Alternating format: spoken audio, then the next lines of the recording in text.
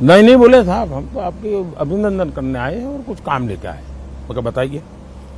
बोले आपने बिजली का काम किया ना, बहुत अच्छा किया। मैंने कहा कहाँ, वो तो मैंने बहुत बुरा किया है। मैंने कहा मैंने 35 किलोमीटर केबल, उस इलाके 35 किलोमीटर केबल उखाड़ के फेंक दिया है और वहां कोई सरकारी आदमी नहीं जा पाता था। बोले साहब वही अच्छा काम किया है। मैंने कहा कैसे? मैंने तो बिजली काट दी, मैंने तो केबल काट दिए। बोले नहीं साहब, हमारे यहाँ आपका तो एक बोले बिजली मंत्री है, हाँ। हमारे यहाँ हर मोहल्ले में बिजली मंत्री है। और बोले बिजली दे करके वो हमसे पेमेंट लेते थे, केबल उनके थे। बोले सरकार की बिजली चोरी करके हमको बेचते थे और हमारे पैसे बहुत जाते थे। बोले अभी रेगुलर बिजली मिल रही है, कोई हमें दादागिरी नहीं करता है। बोले इसलिए हम आए हैं। पहले मेरे पर अखबारों में उस समय मोदी ने वहां पर जुल्म कर दिया, सारे केबल काट दिए। एक्चुअली मैंने उनका भला किया। तो ऐसा मेरे जीवन में सैकड़ों घटनाएं हैं जी, लेकिन मैं इसका मार्केटिंग नहीं करता हूं। क्यों? मेरा पहले से मंत्र रहा है सबका साथ सबका विकास। मैं वोट बैंक के लिए काम नहीं करता हूं, और जो गलत है वो सब मैं गलत कह के रहूंगा। स्टेज पर आपने मुसलमानों का जब जिक्र किया तो घुसपैठिया, ज्यादा बच्चा पैदा करने वाला, इसकी क्या जरूरत आनी पड़ी? मैं हैरान हूं जी, ये किसने आपको कहा कि जब ज्यादा बच्चों की बात होती है तो सिर्फ मुसलमान का नाम जोड़ देते हैं? क्यों मुसलमान के साथ अन्याय करते हैं आप? हमारे यहाँ गरीब परिवारों में भी ये हाल है जी, उनके बच्चों को पढ़ा नहीं पा रहे हैं। किसी भी समाज के हो, गरीबी जहाँ है वहाँ बच्चे भी ज्यादा हैं। तो आप कह रहे हैं मुसलमान अलग था, ज्यादा बच्चा पैदा करने वाला अलग था? मैंने न हिंदू कहा है न मुसलमान कहा है। मैंने कहा कि भाई आप उतने बच्चे हो जिसका आप लालन पालन कर सको। सरकार को करना पड़े ऐसी स्थिति मत करो। इस बार मुसलमान आपको वोट देगा? आपको उनके वोट की चाहत है? मैं ये मानता हूं कि मेरे देश के लोग मुझे वोट देंगे।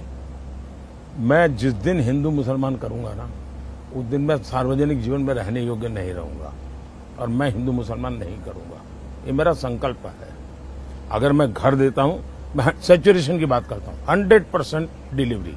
इसका मतलब हुआ गांव में मानो 200 घर है, कौन समाज है, कौन जाति है, कौन धर्म है, 9, उन 200 घर में अगर 60 लाभार्थी हैं तो उन 60 लाख लोगों को मिलना चाहिए। और जब मैं 100% सैचुरेशन का मतलब होता है वो सच्चा सामाजिक न्याय है, वो सच्चा सेक्युलरिज्म है। जब आप उसमें करप्शन की भी संभावना नहीं रहती कि आपको मालूम है भाई भले उसको मंडे को मिला है ना, अगले मंडे को मेरा नंबर लग जाएगा। नहीं, इस बात की गवाह तो मैं भी हूँ। हाँ। मुसलमान ये बात कहते हैं और ये मानते हैं कि उनके घर पे सड़क आई है, बिजली आई है, उनके घर पे सिलेंडर आया है। शकीला और शकुंतला में किसी तरह का कोई अंतर नहीं है। हाँ। और ये रहा आपका नमो घाट।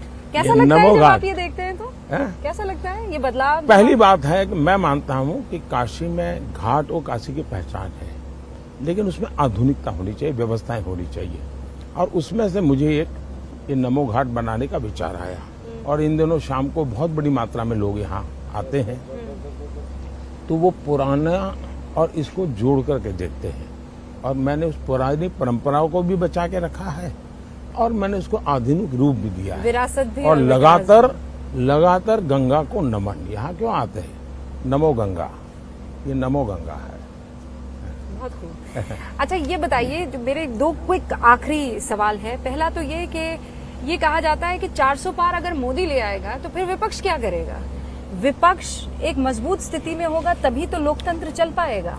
आप क्यों चाहते हैं कि सब आप ही के पास आ जाए? मैं चाहता हूं कि विपक्ष मजबूत बने, मैं इसी के लिए मेहनत कर रहा हूं। लेकिन मजबूती का मतलब ये नहीं कि हाउस न चलने दे, हुड़दंग करे, अनडेमोक्रेटिक वे में काम करे। भारत का दुर्भाग्य है कि पिछले 10 साल ये लोग पूरी तरह विपक्ष के रूप में भी फेल गए। उनके खाते में विपक्ष के नाते काम किया एक काम नहीं है। जो लोग विपक्ष में फेल गए वो शासन में कैसे सफल हो सकते हैं? और भारत में मजबूत लोकतंत्र की बहुत आवश्यकता है, मजबूत विपक्ष की आवश्यकता है। और इसलिए शरद पवार ने एक अच्छा सुझाव दिया है और मैं उसका स्वागत करता हूं। उन्होंने सुझाव दिया है कि सभी छोटी पार्टियों ने कांग्रेस में मर्ज कर देना चाहिए। कांग्रेस में मर्ज करना नहीं करना, कहाँ करना, वो मेरा विषय नहीं है। देखिए, इसका अर्थ मैं ये निकालता हूं, अगर ये मर्ज हो जाते हैं, क्योंकि उनको चिंता ये है कि इस चुनाव में मान्य विपक्ष संभव नहीं होगा, इतनी सीटें भी नहीं आएगी कोई रिकॉग्नाइज अपोजिशन बने, और इसलिए अगर मर्जर कर देंगे तो नंबर थोड़ा हो जाएगा, तो हम मान्य विपक्ष बनेंगे। दूसरा, आपको आश्चर्य होगा, मैंने कानून में परिवर्तन किया था। हमारे यहाँ बहुत सी योजना ऐसी है, बहुत सी कमेटियां ऐसी है जिसमें लीडर ऑफ अपोजिशन बैठ सकता है और बड़े महत्वपूर्ण निर्णय होते हैं। तो मैंने कानूनी परिवर्तन किया कि भाई लीडर ऑफ अपोजिशन है ही नहीं, क्योंकि 2014 से 19 तो उनके पास सीटें नहीं थी। मैंने कहा लार्जेस्ट पार्टी का लीडर उसको बिठाओ। मैं इतना डेमोक्रेट हूं, वरना मैं नहीं बिठाता, मुझे कोई जरूरत नहीं थी, लेकिन फिर भी मैंने किया है। मुझे पता है वक्त की कमी है, लेकिन पिछली बार जब मैंने आपका इंटरव्यू लिया था, और बहुत से लोग हैं जिन्होंने इस सवाल पर बहुत खिल्लियां उड़ाई थी, लेकिन वो सवाल मैंने इसलिए पूछा था कि खेत में गन्ना काट रही एक औरत ने मुझसे ये कहा था, और आज फिर मैं वो सवाल आपसे पूछूंगी। 5 साल पहले मैंने आपसे कहा था आप थकते क्यों नहीं हैं। आज 5 साल बीत जाने के बाद आप ज्यादा एनर्जेटिक मुझे लग रहे हैं, ज्यादा आपने रैलियां की है, ज्यादा आप काम कर रहे हैं, आप वाकई थकते क्यों नहीं है। पहले जब तक माँ जिंदा थी मुझे लगता था कि शायद बायोलॉजिकली मुझे जन्म दिया गया है। माँ के जाने के बाद इन सारे अनुभवों को मैं जोड़ करके देखता हूं तो मैं कन्विंस हो चुका हूं। गलत हो सकता हूं, लोग लेफ्टिस्ट लोग तो मेरे धज्जियां उड़ा देंगे, मेरे बाल नोच लेंगे। मैं कन्विंस हो चुका हूं कि परमात्मा ने मुझे भेजा है। ये ऊर्जा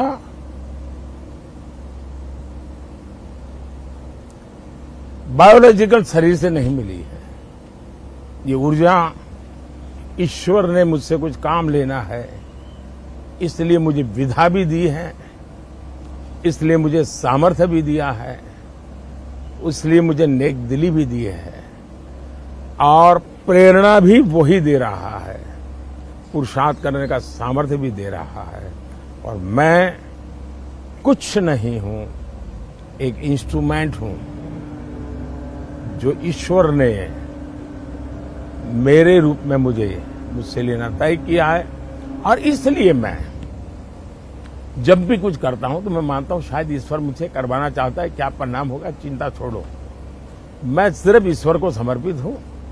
दूसरा, लेकिन उस ईश्वर को मैं देख नहीं सकता हूं, तो मैं भी एक पुजारी हूं, मैं भी एक भक्त हूं। तो मैंने 140 करोड़ देशवासियों को ईश्वर का रूप मान करके चलता हूं, वही मेरे भगवान है।